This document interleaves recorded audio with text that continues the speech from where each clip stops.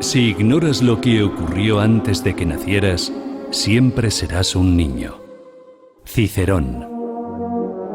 Una hora con la historia, un nuevo enfoque del pasado deshaciendo mitos, con Pío Moa. Pues una semana más en Una hora con la historia, una hora con Don Pío Moa hablando de historia y también, ¿por qué no?, hablando de actualidad. Don Pío, bienvenido. Hola, buenas tardes. Bueno, efectivamente es que la actualidad es historia también. Eso Hay es. que tenerlo en cuenta. En cuanto ocurre, pasa a la historia. El problema es el cómo interpretarla, porque generalmente el sentido de los acontecimientos se percibe con más claridad al cabo de un tiempo. Pero ahora tenemos el éxito de la moción de censura, una moción que se ha atrevido a hacer Vox contra todo y contra todos, y que ha salido mucho mejor de lo que esperaban mucha gente, ¿eh? Y es histórica en un sentido que quiero explicar. En primer lugar, la situación a la que asistimos actualmente en España es una situación de golpismo. Golpismo por el cual un partido está adueñándose de todos los instrumentos de poder, está adueñándose de la justicia, de los instrumentos para contar las votaciones, del CIS, de Indra, etcétera, etcétera, ¿no?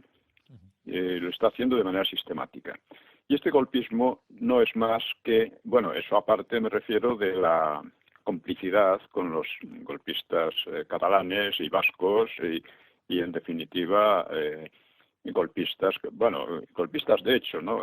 Aunque a la larga, o sea, con una proyección a la larga, que son, por ejemplo, Feijóo en Galicia, el otro, el Bonilla en Andalucía, etcétera, que están creando ya la misma situación que se fue creando en Cataluña y en Vascongadas para crear un ambiente anti-español, y en eso están todos ellos, ¿no? Justo. O sea, que no es solo el golpismo del gobierno, sino que tiene una complicidad con el PP. Este golpismo es la consecuencia lógica de un largo periodo de involución democrática, ¿no? Involución que empieza, como ya he dicho muchas veces, pero debe entenderse porque mucha gente no acaba de entenderlo, empezó con el PP, empezó con Aznar, cuando condenó el 18 de julio. El 18 de julio viene la democracia, entre otras cosas, ¿no? Y la verdad es que en estas circunstancias pues tiene algo de milagro que haya surgido y se haya fortalecido un partido como Vox, con ideas bastante claras sobre la unidad nacional y sobre la democracia, y eso en medio de un ambiente social muy confuso, muy degradado y en gran medida pervertido por las políticas del PP y del PSOE durante muchos años. Un ambiente social de tremenda confusión, ¿no? Y además que Vox haya conseguido romper el muro de silencio de esos dos partidos que le opusieron, especialmente el PP. El PP, por cierto, promovía a Podemos. Lo promovía con un maquiavelismo de aldea de esto para debilitar a sus socios del PSOE, ¿no? Promovía a Podemos y al mismo tiempo silenciaba sistemáticamente a Vox. Pero incluso ha tenido que imponerse contra el escepticismo barato de muchos patriotas, entre comillas, ¿no?, que estaban muy satisfechos con sus murmuraciones que no servían para nada a lo largo de años, pero tampoco iban a salir de ahí. O sea, es algo, a mí me ha asombrado, porque después de tantos años parecía imposible que surgiera nada medianamente valioso de una sociedad tan echada a perder moral, intelectual y políticamente. La cuestión, quiero señalar algunas cuestiones que también tienen cierta importancia, porque Tamames recurrió a algunas expresiones históricas, en parte correctas y en parte no. Dice, por ejemplo, ¿qué hacían los antifranquistas en la época de Franco? Vegetar. No es del todo cierto. Lo que hacían era prosperar, y muy a menudo prosperaban como funcionarios del franquismo. Pero como eran listos no quiere decir inteligentes, pero es una forma de inteligencia de bajo nivel, ¿no? pues se volvieron antifranquistas cuando vieron que les convenía para seguir prosperando. Dice también que eso de ser antifranquistas ahora no tiene ningún riesgo. O sea, la verdad es que declararse antifranquistas después de acabado el franquismo, pues demuestra cierto grado de demencia. Están contra algo que no existe, ¿no? O quizá no, porque lo que quieren es destruir la herencia de Franco. Unidad nacional, democracia, monarquía, independencia, paz interna, esta es la herencia de Franco. Y claro, destruir eso todavía les queda mucho por hacer. Hay sobre esta cuestión del franquismo y la herencia de Franco, pues... Don Pío, nos habíamos quedado donde la herencia de Franco, don Pío, que hemos tenido un problema técnico, que se había cortado la comunicación telefónica.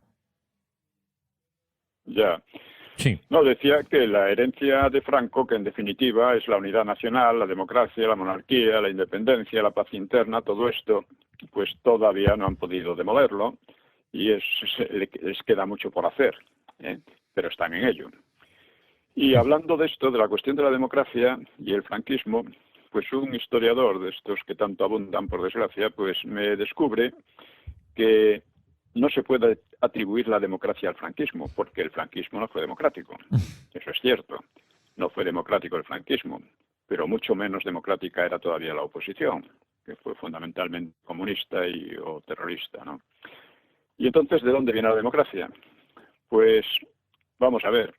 En la República, la democracia la hicieron imposible las demagogias y las violencias del PSOE, de los anarquistas, de los separatistas, y ello en un país pobre y con grandes desigualdades.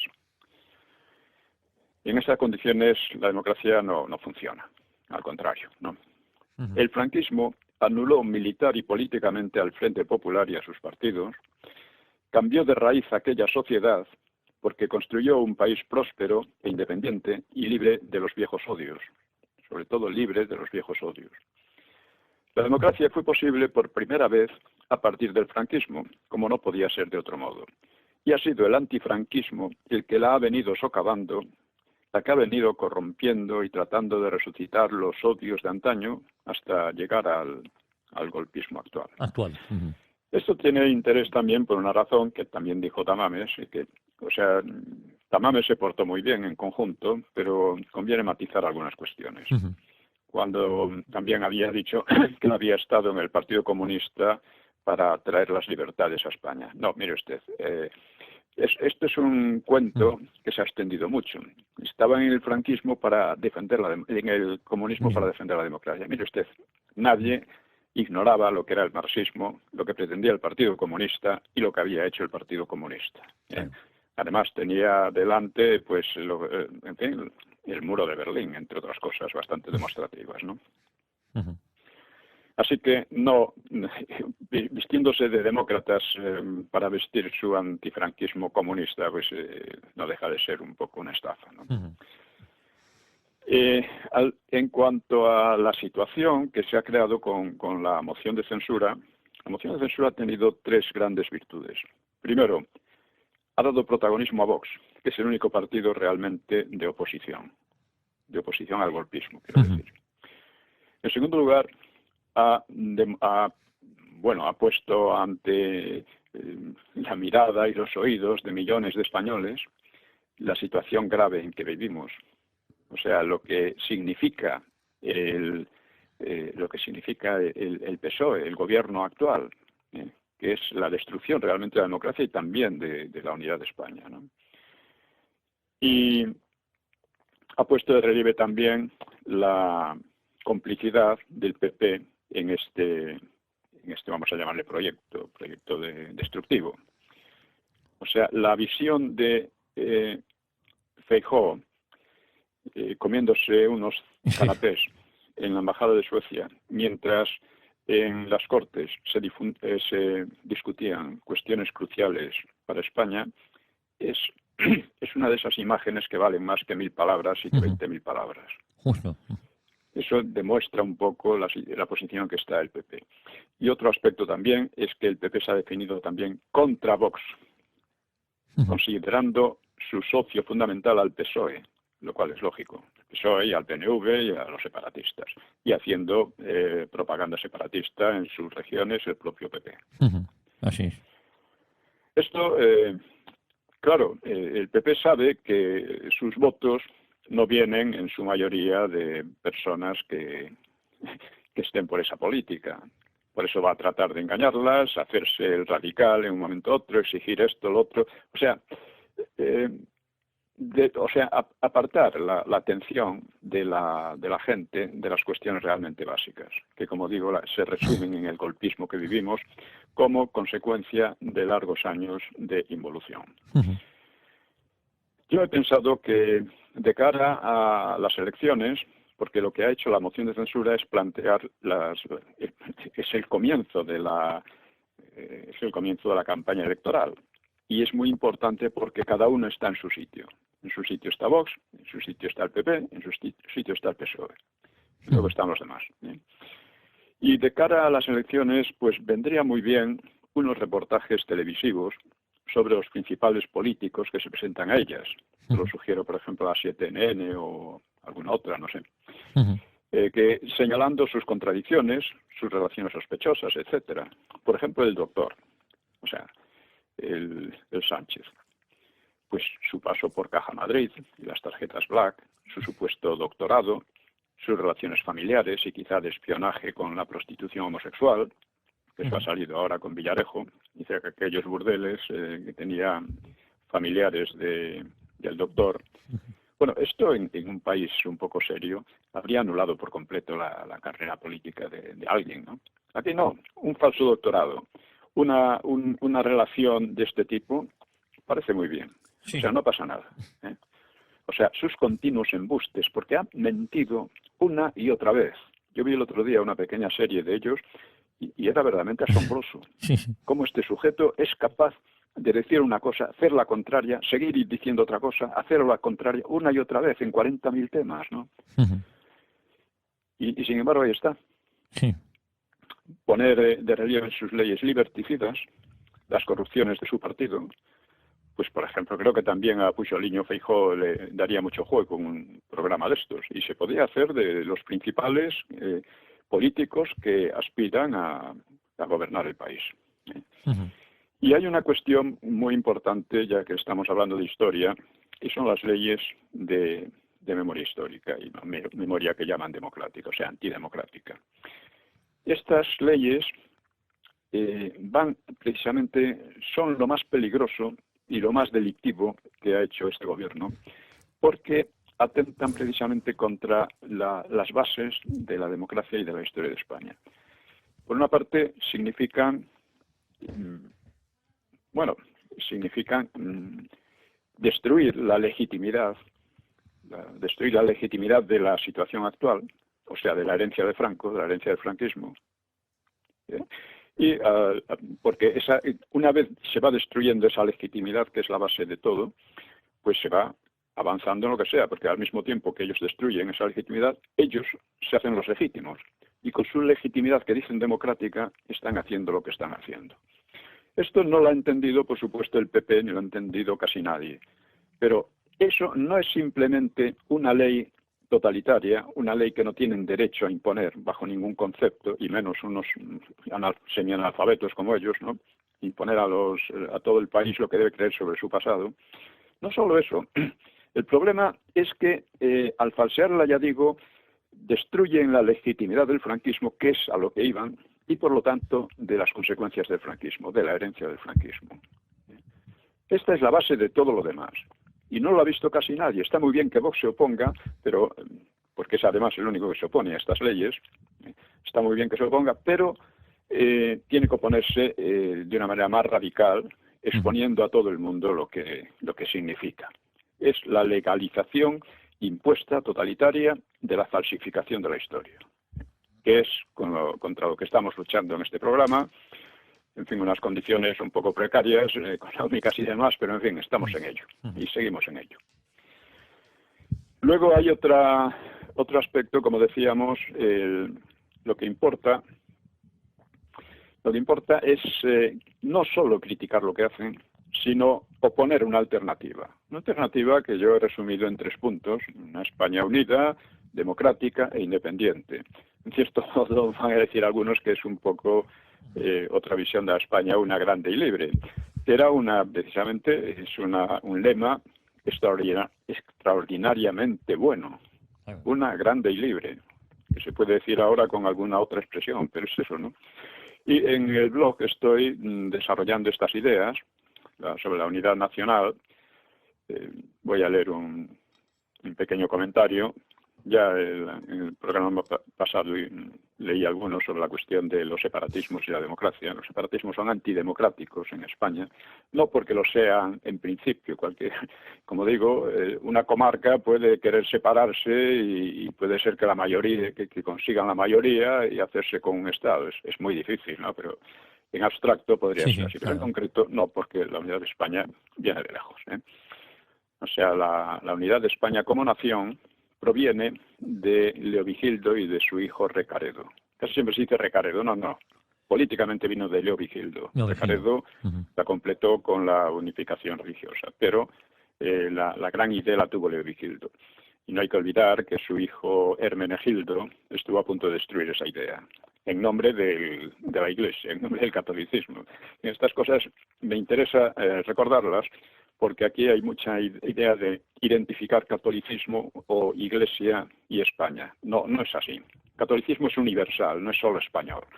Y para el catolicismo, incluso en la Reconquista, era importante expulsar a los musulmanes, pero no era demasiado importante la unidad. O sea, la separación de Portugal viene en gran parte de la Iglesia. Estas cosas conviene que se entiendan. Que se entiendan. En fin, nación, vamos a decir también qué es una nación, porque claro, es un concepto como tantos otros en el que cada uno lo interpreta o lo define como le parece. O sea, una nación es una comunidad cultural bastante homogénea, que en España era la comunidad cultural creada por Roma, o sea, por la latinidad, y a lo largo de casi 6 siglos, ¿no? Pero es una comunidad cultural dotada de un Estado propio. Cuando se dota de un Estado propio se convierte en una nación.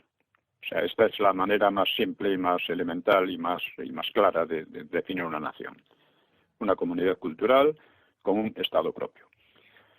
Bueno, pues la propia nación, digamos, pues vino de los godos. No de los godos, de todos los godos, sino o sea, cuando llegan los godos a España son un pueblo bárbaro más, que venía además, partía de Suecia, dio toda la vuelta por el este de Europa, lo que es Ucrania, Bielorrusia, en fin, hasta destruyó a Roma, fue el primer pueblo que saqueó a Roma después de los celtas ya al principio de Roma, y se afincó en España definitivamente, pero en principio podía seguir yéndose a otro sitio, como si fueran los vándalos, por ejemplo, al norte de África o a donde fuera, ¿no?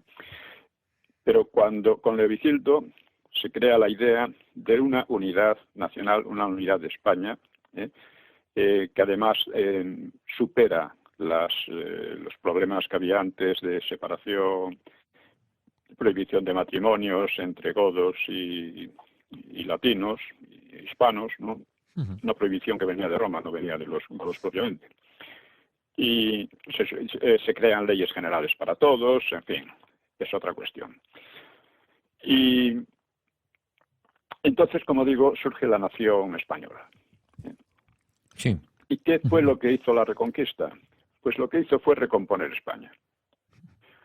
No lo consiguió en una quinta parte de la península, es Portugal, pero debe reconocerse que se trató de un caso único en la historia europea o de cualquier otro país, ¿no?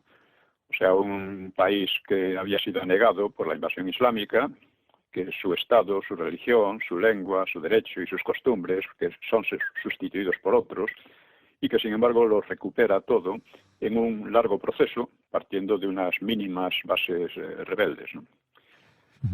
El modo como inevitablemente se fue desarrollando la Reconquista pues dio lugar a diversos reinos, aunque en todos ellos estuvo presente siempre el legitimismo visigodo, la idea de España y la religión católica. Y además hubo un constante vaivén entre tendencias disgregadoras y unitarias. Esto lo vemos en mi libro La Reconquista y España, lo he expuesto un poco, ¿no? Siempre hubo en todas las sociedades hay tendencias disgregadoras y unitarias. Según predominen unas u otras, pues se asientan, ¿no? A lo largo de la Reconquista predominaron generalmente las disgregadoras, pero con fuertes tendencias unitarias por otra parte. Otro rasgo de la Reconquista fue la tensión entre la Iglesia y el designio político unitario hispano-godo. Ya lo dije, en parte Portugal viene de ahí. Y también entre el designio hispano-godo y la influencia franca y borgoñona, que generó división e incluso desintegración. O sea, cuando llega la influencia borgoñona o franco-borgoñona y papal, que se hace un poco con el Camino de Santiago y con las principales autoridades religiosas y políticas de entonces, pues digamos que la idea de la Reconquista se apaga un tanto. Y de la influencia borgoñona viene también Portugal. Bueno, pues precisamente con los reyes católicos fue cuando cobró mayor fuerza la conciencia de la herencia hispano-goda, de la que nunca se habla y sin embargo fue crucial. Sí. Entonces, digamos, la idea gótica, gótica no en el sentido de arte gótico, sino en el sentido de herencia goda, pues cobró mucha más importancia. Anteriormente esta había sido debilitada sin que nunca desapareciera. Estas tensiones pues no se estudian habitualmente en las historias de la época, por lo que les he dado relevancia en mi ensayo La Reconquista y España. Y hacia mediados del siglo XV la situación se había vuelto caótica. Había 5 reinos, uno de ellos islámico y otro sometido a Francia. Había guerras civiles casi en cada uno de los reinos entre unos y otros, y había una sensación general de impotencia y de desorden. Es decir, era una situación con grandes posibilidades de que permaneciera definitivamente y que la larga lucha que llamamos la Reconquista, el largo proceso, pues quedará finalmente un poco como en los Balcanes, una serie de reinos y de estados particulares, un poco en pugna entre ellos, y que aunque todos se consideraran españoles, ¿no? O sea, Camões decía, los portugueses somos españoles, no somos castellanos, pero somos españoles. Bueno, había esa conciencia general. Pero a pesar de todo, una serie de pequeños reinos divididos, hostiles y que no llegaban a nada. Bueno, pues los reyes católicos superaron aquel desmadre de modo radical y en muy poco tiempo, con innovaciones y reformas políticas, administrativas, religiosas, militares y culturales que reunificaron España, excepto Portugal, que estuvo muy cerca de reunificarse, pero que no.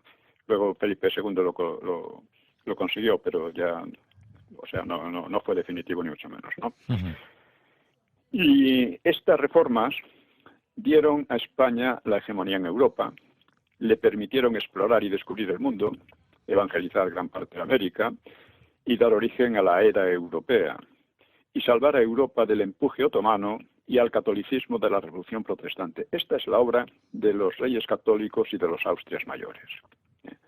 Es una obra verdaderamente gigantesca, partiendo de un país que no era ni el más rico ni el más poblado de Europa, pero era el que estaba mejor organizado interiormente y el más pacífico interiormente. Cuando se habla de guerra civilismo español es que no se tiene ni idea de lo que pasaba en Francia, por ejemplo, ¿no? Por no ir más lejos, o en Inglaterra y en otros países. Uh-huh. Era un país muy estable y esto es verdaderamente increíble a poco que se piense y se compare esta situación con la época inmediatamente anterior a los reyes católicos. Como decía Felipe II, a Fernando el Católico se lo debemos todo. Y en el aspecto político fue así. Uh-huh. Luego a Isabel, lo que destacó más fue en relación con América. Uh-huh. Bueno, pues esto, desde entonces, a pesar de la decadencia, pues la unidad nacional se afianzó y mostró tal estabilidad interna y externa que incluso en la larga decadencia española, sus fronteras permanecieron con muy pocos cambios. Algunos cambios, pero pocos, sobre todo a favor de Francia, uh-huh. Pero pocos hasta la actualidad. Otro aspecto es Gibraltar, claro. Este es un fenómeno realmente inusual en el resto del continente. Si vemos cómo las naciones y los países europeos han ido cambiando sus fronteras, es una cosa extraordinaria, muchísimo más que en España, no cabe duda. Y es más en el siglo XX.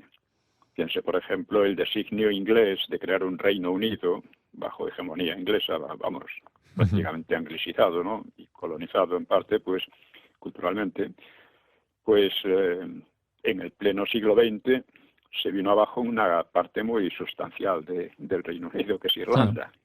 Irlanda, aunque consiguieron conservar el Ulster, pero la mayor parte de la isla se hizo independiente, ¿no? Si vemos las fronteras en el centro de Europa, en el propio siglo XX. España se libró gracias a no estar en las dos guerras mundiales. Pues esta estabilidad y esta fuerza pues es interna, pues es una de las razones por las que los intentos separatistas lo han tenido muy difícil. Llevan un siglo y cuarto prácticamente pretendiendo disgregar España, y incluso, bueno, en la República consiguieron avanzar mucho, y en la Guerra Civil pues casi creyeron estar cerca de lograrlo, ¿no? Una de sus políticas fue, de los separatistas catalanes y vascos sobre todo, fue intrigar incluso con los nazis y con los fascistas, pero sobre todo con Londres y París, para conseguir una paz, llegar a una paz en la que Vascongadas y Cataluña fueran independientes, e incluso se extendieran por Aragón y Navarra. Sí. Esto no lo consiguieron porque los gobiernos de París y de Londres lo que más deseaban era que la guerra no pasase de los Pirineos. Indudablemente pensaron que si se creaba una situación de grave lío en España, pues eso era un peligro para ellos, ¿no? Y bueno, probablemente creo yo que seguirán fracasando, a pesar de que las condiciones que les han brindado los gobiernos del PP y del PSOE son excelentes. Bueno, pues con esto podríamos pasar al tema de hoy, seguir un poco toda esta serie de sesiones sobre la transición, cómo se fue dando, estábamos en el año 79, los problemas que había en la sociedad, que se estaba creando, una sociedad. Hay que recordar que uno de los grandes logros del franquismo fue lo que podríamos llamar salud social. Esto se ve pues por los índices pues de delincuencia, de aborto, de fracaso matrimonial o crisis matrimonial, de inestabilidad social en general, ¿no? De alcoholismo, de droga, en fin. Esto digamos que en el franquismo España tenía la mejor salud social de Europa, con toda probabilidad. Un aspecto era, por ejemplo, la población penal, que era bajísima, mucho más baja que cualquier otro país, creo. Y sin embargo fue aumentando. Vamos, hoy tenemos hasta 5 veces más que entonces presos, ¿no? Sin que la población haya aumentado 5 veces, claro. Pues otro dato importante de aquella época fue la aparición de una nueva prensa muy influyente, que no llegó a desplazar a diarios tradicionales como ABC o La Vanguardia, pero que aparecieron nuevos títulos, ¿no? Y al mismo tiempo el declive de revistas tan representativas de la época anterior, revistas antifranquistas como Triunfo, Cuadernos para el Diálogo o Destino. Estos fueron sobre todo 3 publicaciones que tuvieron mucha influencia en los últimos años del franquismo y que al llegar a la transición, curiosamente, fueron perdiendo impulso. Es más, Triunfo y Cuadernos para el Diálogo eran muy procomunistas, ¿no? Bueno, pues el semanario Cambio 16, que se fundó en 1971, en pleno franquismo, no era promarxista, era más bien, podríamos decir, liberal cañí, pero era agudamente crítico hacia el franquismo. Y se completó en el otoño de 1976 con Diario 16, que tuvo una notable influencia política. Lo de liberal cañí me refiero a este tipo que, por desgracia en España, digamos que el pensamiento teórico ha sido muy débil. El marxismo cañí, como le llamaban muchos liberales, pues era un marxismo que no aportaba nada teóricamente a su propia ideología, ¿no? Y con el liberalismo cañí español pasa algo para el estilo, Algo ¿no? parecido. Para los comunistas españoles, Rusia era el modelo absoluto, era incriticable, era lo mejor que podía haber y era lo que había que imitar en España. Pero aquí pasa algo parecido con muchos liberales cañís que piensan que Inglaterra o USA son el modelo absoluto y que todo lo que hay que hacer es tratar de imitarlos, ¿no? Pero que no aportan nada a la doctrina liberal. Bueno, pues hubo entonces dos publicaciones muy emblemáticas de la época, que fueron El País e Interview. Estos eran los principales abanderados de la nueva cultura progresista en dos planos diferentes. El País estaba dirigido a un público de cultura media-alta e Interview a un público más popular. Y Interview llegó a tirar la cifra mítica de 1 millón de ejemplares, algo nunca visto en la prensa española, ni antes ni después, creo. Interview cultivaba una mezcla de reportajes sensacionalistas o macabros, a veces con primicias de verdadero interés, y lo combinaba con la exhibición de desnudos femeninos, un poco en la onda de un Playboy más rústico, por así decirlo, ¿no? Más cutre, sí. Más cutre, ¿no? Sí. Porque Playboy tenía unas pretensiones intelectuales, en gran parte pura chorrada, pero las tenía, ¿no? Con Interview tenía un fondo de izquierdas y propició el descrédito del franquismo mediante, por ejemplo, informes fantasiosos sobre la represión de la guerra y la posguerra. Todo eso empezó entonces. Todo esto que seguimos viendo, venga y dale, que te pego, que la represión franquista y tal, a la que contribuyeron gente de la Iglesia también, ¿no? Bueno, pues por ejemplo, informes como los de la llamada Simaginamar en Gran Canaria, donde los fascistas habrían arrojado a cientos de demócratas, hasta 30.000 según versiones. Bueno, luego la Sima se exploró, solo se encontraron allí restos de entre 13 y 20 personas, no sé, que podían haberse caído, algunas de ellas, puede haber sido accidental, ¿no? Y entonces se dijo que es que los fascistas habían sacado los restos, coño. Entonces, porque habían dejado allí... Unos cuantos. O sea, es todo una serie de mentiras y falsedades que continúan. De una manera...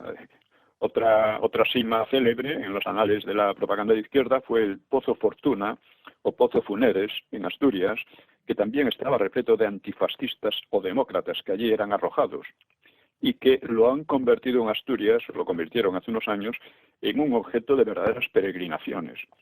Bueno, pues según el concienzudo investigador Pedro Fandos, es una invención de cabo a rabo. Se han opuesto a que se excavara, a que se fuera al fondo de eso, decía, por respeto a las víctimas. Sabían que no las iban a encontrar, lógicamente. Y bueno, pues este tipo de cosas lo han explotado muy a fondo. Así es. Sobre la línea del País, pues ya hemos hablado aquí un poco, y pronto se configuró como una ambiciosa empresa mediático-cultural aspirante a fundar el núcleo irradiante de una nueva cultura que se definía como progresista y radicalmente antifranquista. Estos progresistas no habían hecho nada contra el franquismo, pero ellos sabían, ahora esa ocasión, ¿no? Cuando ya ha muerto Franco. Ya una vez muerto Franco. El diario, claro, entonces se volcaron, ¿no?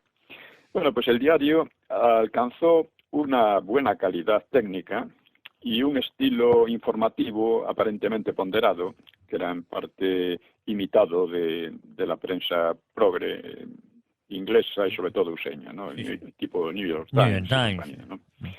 O Le Monde en Francia. Bueno, pues de un estilo parecido al de los liberals useños, en USA los liberales pues se parece mucho más a los socialdemócratas que a lo que aquí se llama liberales, ¿no?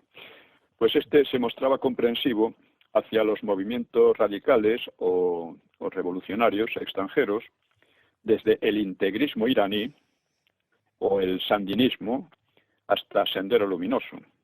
O sea, yo recuerdo haber leído reportajes muy favorables a los Khomeinis, ¿no? A los ayatolás, a los sandinistas.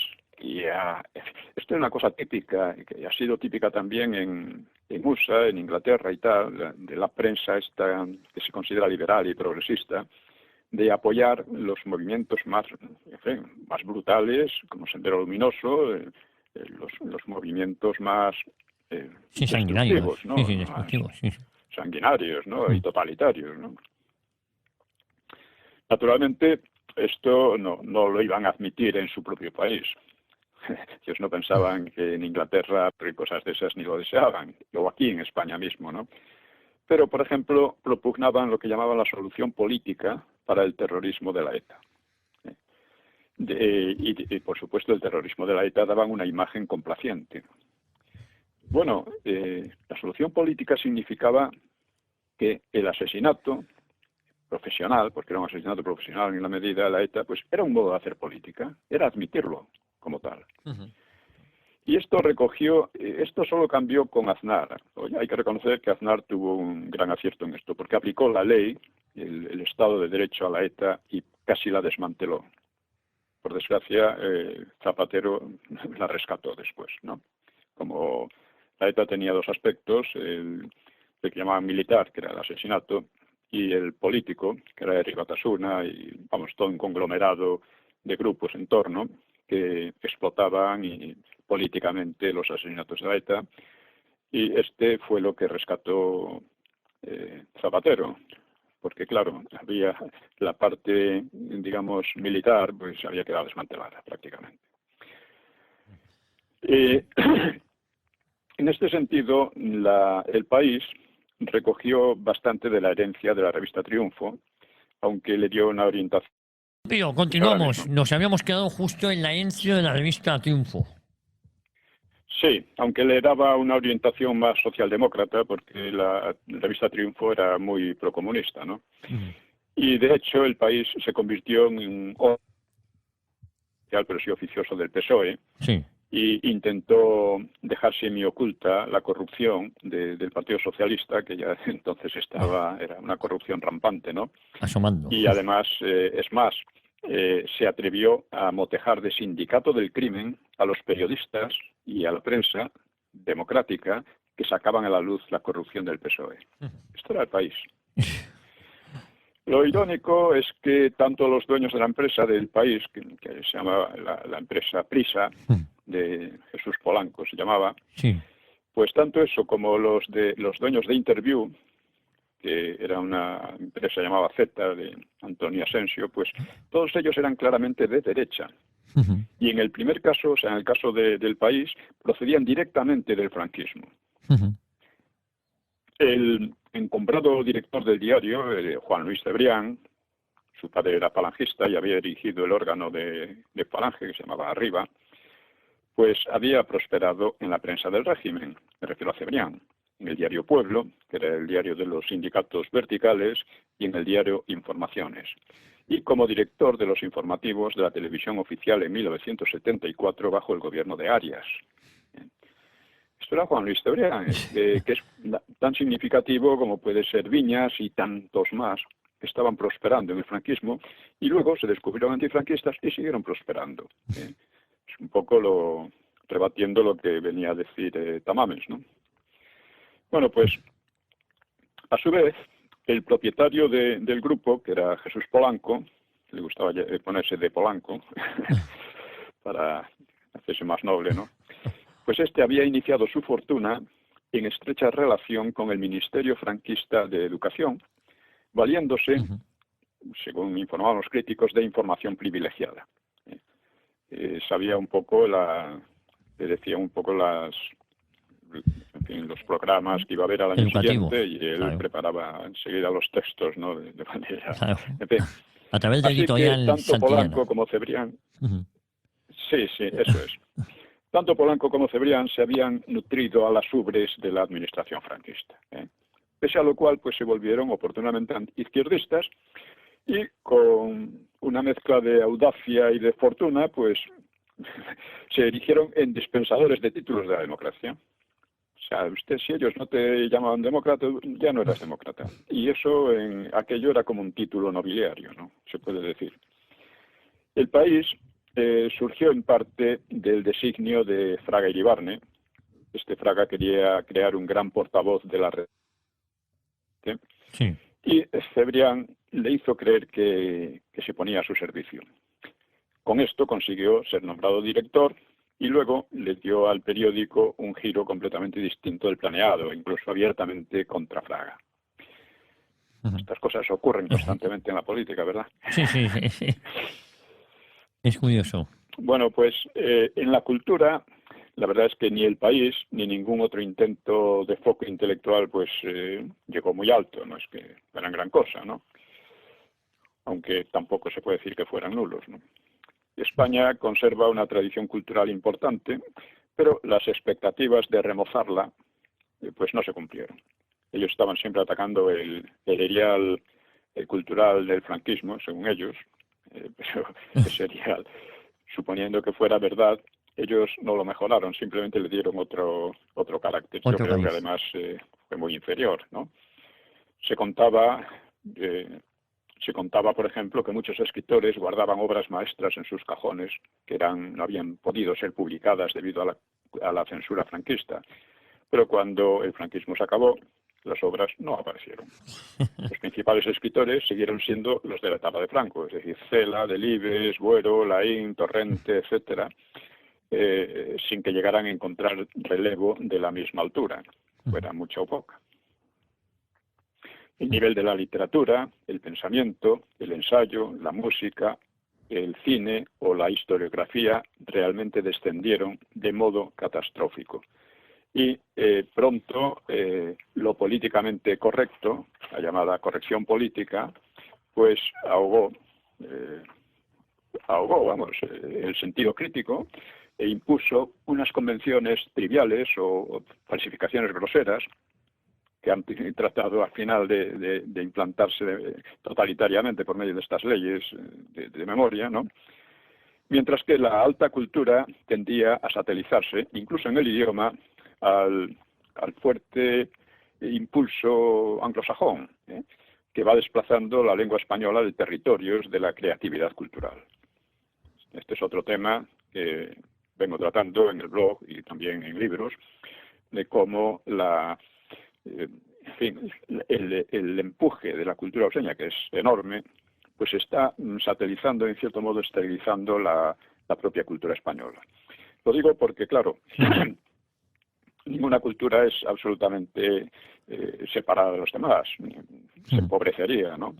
Siempre toma préstamos de otras culturas, de otras lenguas, etcétera, que la enriquecen. Pero cuando, en lugar de asimilar otras culturas, es asimilada por otras, pues es todo lo contrario, tiende a quedar desplazada, a perderlo todo, ¿no? Justo. Solo en ciencia y poco a poco y de forma acumulativa, pues mejoró el nivel científico hacia finales del siglo XX, del siglo pasado, aunque cada vez más en inglés también, o sea, desplazando el español. Bueno, este panorama que sobrepasa la época estricta de la transición que estamos tratando, porque se extiende hasta hoy y además ha ido agravándose, pues debe contrastarse con otros índices, especialmente económicos. La renta per cápita, una vez superada la crisis económica a partir de 1985, que tardó 10 años en superarla, pues crecería a un ritmo inferior al de los últimos 15 años del franquismo. Pero claro, estábamos en Europa, decían. Antes no estábamos en Europa, por lo visto, pero crecíamos más. Pues claro, fue creciendo de forma acumulativa, lo que se tradujo hasta hace pocos años en un aumento, en algunos casos espectacular, del consumo y de la propiedad, de automóviles, casas, segundas residencias, etcétera. La población universitaria experimentó una fuerte expansión cuantitativa, aunque mucho menos en calidad de la enseñanza, y proveyó al país de numerosos técnicos y personas preparadas en diversos terrenos, ¿no? Apareció y se extendió el ordenador personal, una verdadera revolución económica, tecnológica y en algunas costumbres, ¿no? Y las infraestructuras de comunicaciones mejoraron notablemente. La incorporación femenina al trabajo fuera de casa y a la enseñanza superior pues aumentó también a buen ritmo, y lo hizo también la esperanza de vida al nacer, y así otros muchos indicadores de riqueza. Fueron unos aumentos de riqueza y tal que fueron a un nivel, a un ritmo mucho más bajo que en el franquismo, pero que era así. O sea, porque llegaban además invenciones que no provenían del exterior, en particular los ordenadores, la informática, los móviles, etcétera.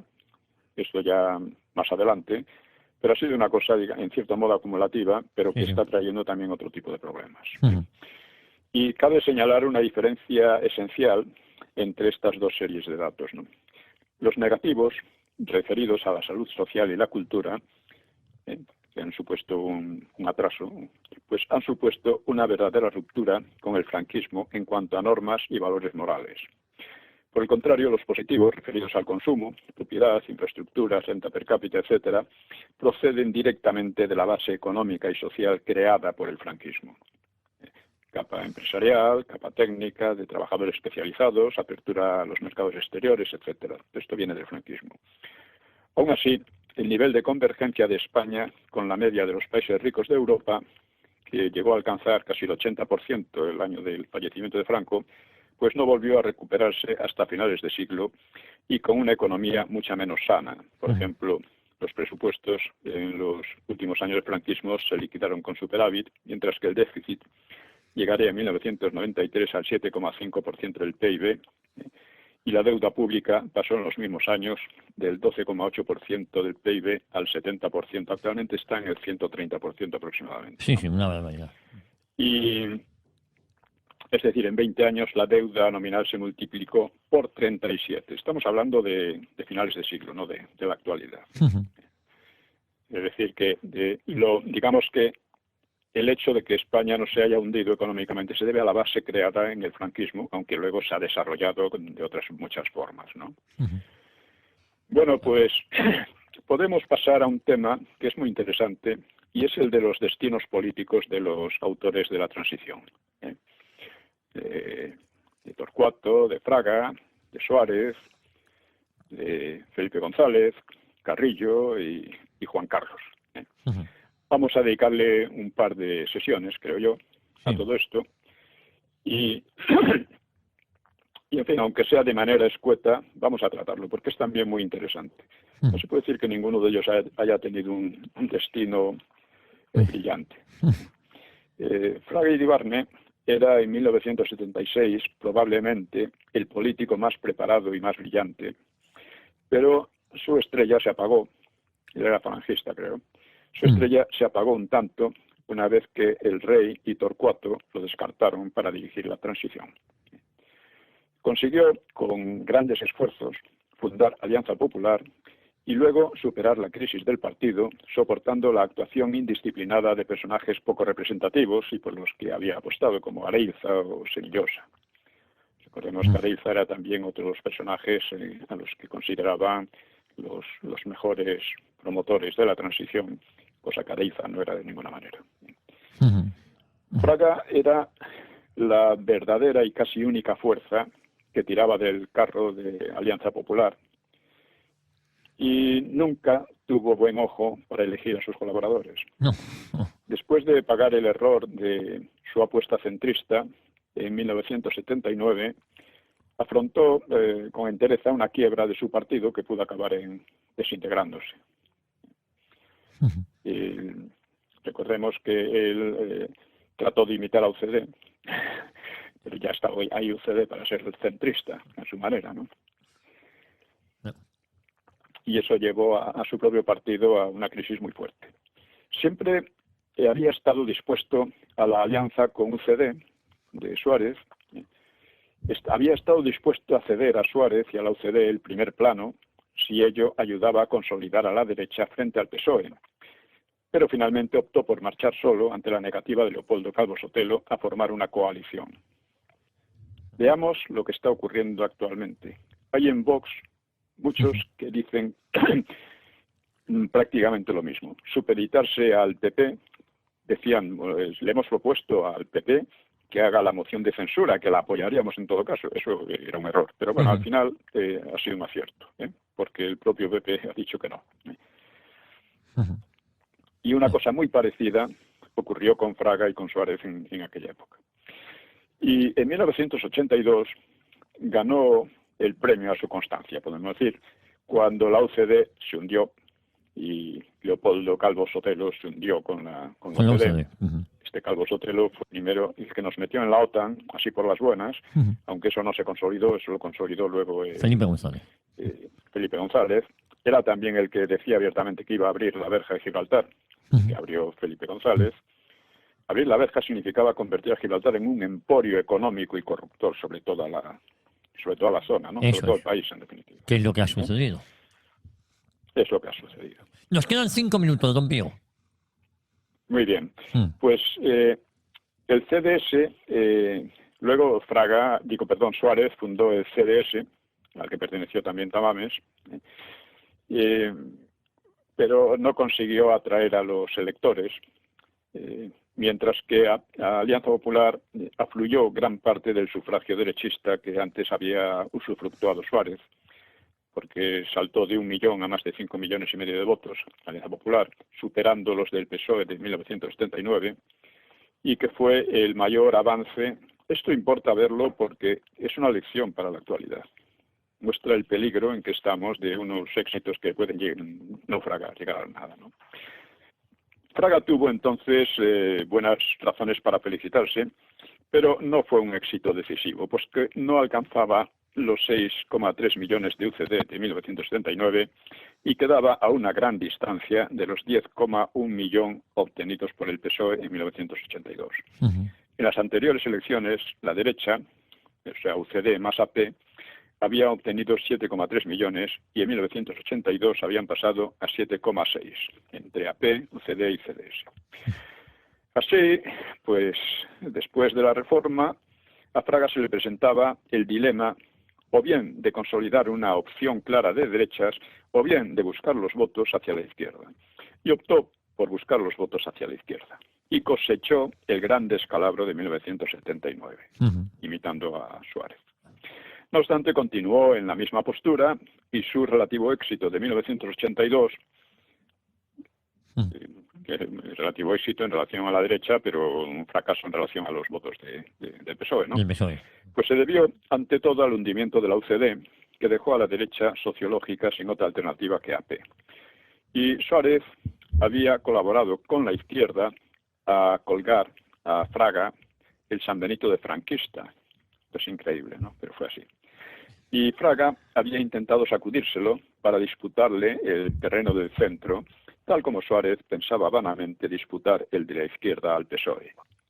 Ahora, estas maniobras de bajo nivel, de maquiavelismos provincianos, ¿no?, pues contrastan con actitudes como la de Margaret Thatcher o Ronald Reagan, que arrebataron la mayoría a la izquierda, defendiendo su ideario con claridad y con capacidad de convicción, en lugar de tratar de mimetizarse con ella, que es lo que trataban de hacer aquí.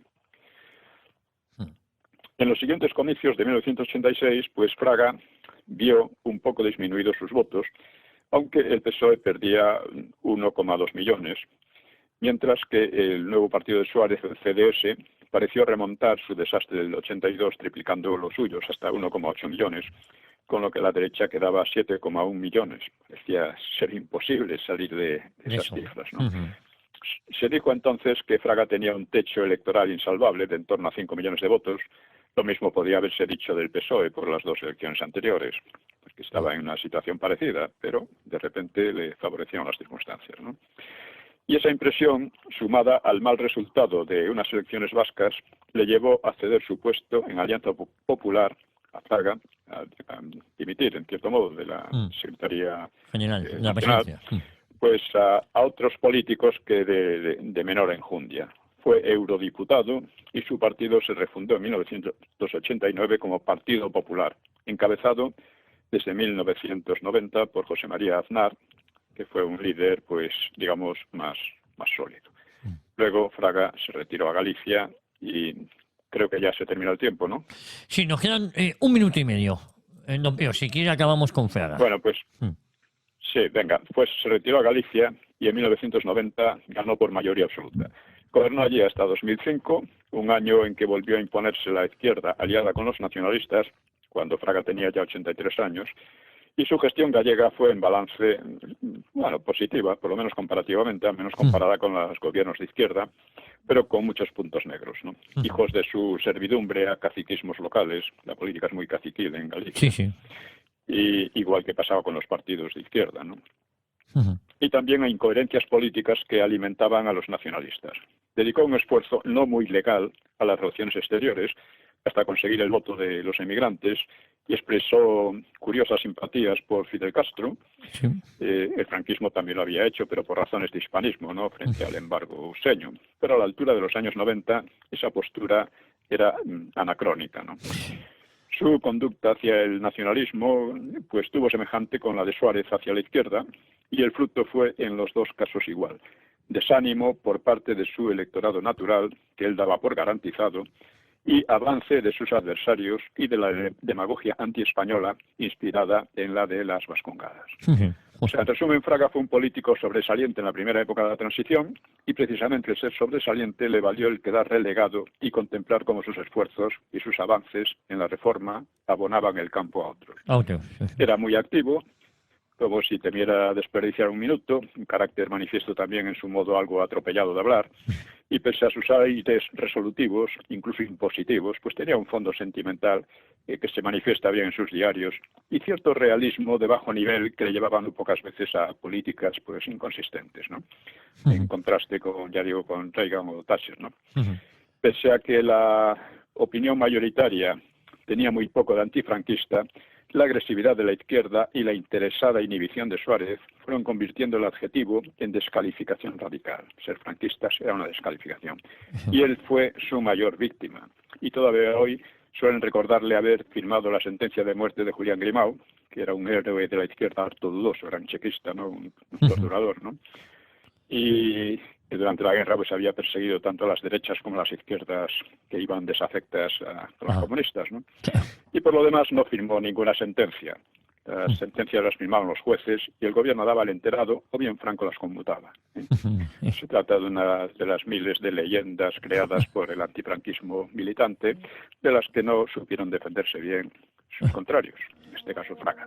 Falacias. Y con esto yo creo que podemos terminar. Ya hablaremos de Torcuato y de los otros. Pues la próxima semana, en el próximo episodio, hablamos de los personajes que nos faltan. Don Pío, un abrazo muy fuerte y hasta la próxima semana. Un abrazo a todos. Gracias, adiós.